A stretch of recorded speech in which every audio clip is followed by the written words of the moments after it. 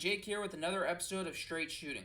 So, in today's video, I am going to discuss a more personal story I have about actually a very recent attempt at one of my professors to what I think was indoctrinate me.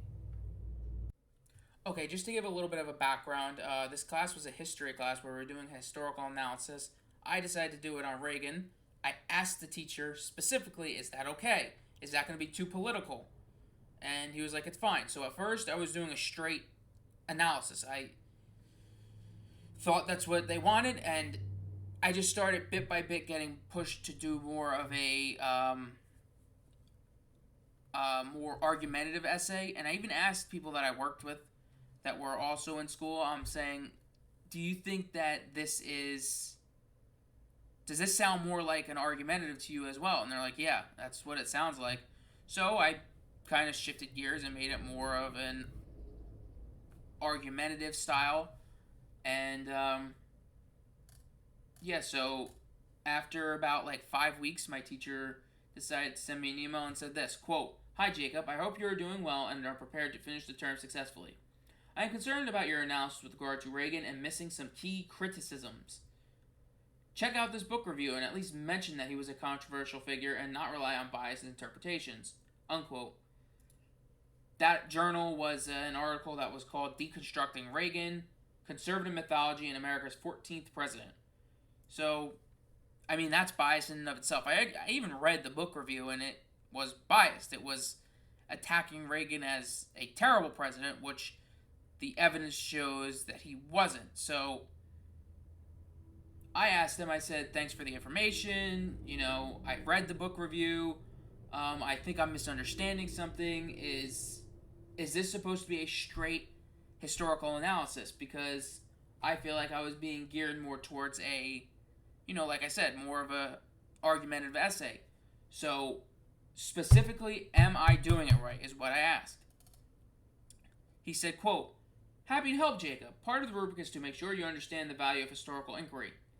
As well as you well know, there is a plethora of misinformation out there, and it's your job as an academic to sift through what's accurate and what's biased. It's great to have a perspective and argue your position, but that position has to be historically sound. In other words, referencing a nickname and suggesting his speaking style made Reagan a great president isn't exactly correct.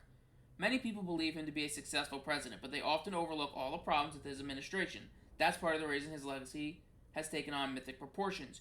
You could argue he helped the economy and wealthy Americans in the short term, but he also ushered in the greatest wealth inequality in the history of the United States as a long-term consequences. In other words, you should consider the criticisms to determine if your argument is accurate. I'm happy to assess your scholarly argument. I just want you to get it right historically." Unquote. So as you can see, he was gearing me more towards going anti-Reagan. I wasn't going to do it. In the end, he gave me like a 73. There was like sections where it was like, okay, you did proficient, you did advanced, and you did below average, for example. That's not exactly what it was. But instead of giving me the advanced, he would just mark me down one category at every single piece of my paper. He marked me down. So, the point of this story and why I felt like sharing it is because this is what's happening to possibly your kids if you have them, and every kid in university. If they're a conservative, they're going to be pushed to write more left-leaning papers. And some conservatives will just do it to get a good grade. I didn't feel like that was a good move. I don't really want to write lies. I'm trying to be, as you can see by my channel, as straight shooting as I can be. I decided that I knew I was gonna get a lower grade on it, but it was worth it. I did, if you've seen the video, I did do my essay in video format. I wanted to show exactly what I was doing and what my paper looked like, so other people could determine whether that was a below average paper or an average paper. It's sad what's happening to our education system, and I think we need to do better because it's unfair that my politics being in disagreement with your politics is going to cause me to get a bad grade. So this is something that we as conservatives need to look into, and I just don't think we're doing that enough. And it's leading to the next generation becoming more left-leaning and more left-leaning and more left-leaning. So I just felt like sharing that story. I think it's very important for people who might not be in school or haven't been in school for a while to see what exactly teachers say to their students and how they react to more right-leaning students. All right, thank you so much for watching. I hope I was able to be a little bit informative. I hope I was able to give a little bit of a perspective on what exactly kids are being taught in school and specifically in universities. This was just my personal story. I'd love to hear about your stories if you want to comment below on something that might have happened to you or to your kid.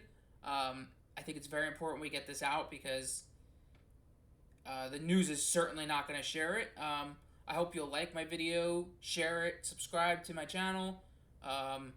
You could most certainly go follow me on Twitter. I'm very active there. I've been in heated debates with people over the last couple days. It's been fun. I really hope I could get more of a following. I have so much more to come. I really, really appreciate everybody who decides to give my video a chance. Thank you so much. Have a great day, and God bless.